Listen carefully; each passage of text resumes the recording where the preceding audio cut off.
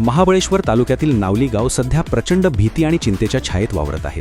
गेल्या 2 दिवसांपासून या ठिकाणी सातत्याने जमीन खचत असून तब्बल 70 ते 80 फूट खोल भूस्खलन झाल्याचे थरारक चित्र समोर आले आहे।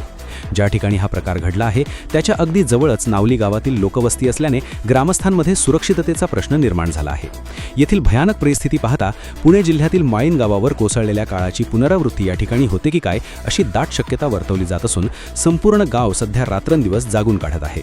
विशेष आणि धक्कादायक बाब म्हणजे ज्या ठिकाणी हे मोठे भूस्खलन झाले आहे त्याच भागात अवघ्या काही दिवसांपूर्वीच प्रशासनाकडून जवळपास 150 ते 200 फुटांची सुरक्षक भिंत बांधून काँक्रिटीकरण करण्यात आले होते।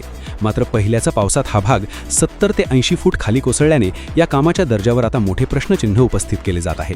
त्यामुळे पुढील अनर्थ टाळण्यासाठी जिल्हा प्रशासन आणि आपत्ती व्यवस्थापन विभागाने तातडीने धोकादायक स्थितीत असलेल्या कुटुंबांना सुरक्षित स्थळी स्थलांतरित करावे आणि खचत चाललेल्या भागाला अधिक ढासळण्यापासून रोखण्यासाठी युद्धपातळीवर उपाययोजना करावी अशी आर्तहाक नावली ग्रामस्थांकडून दिली जात आहे।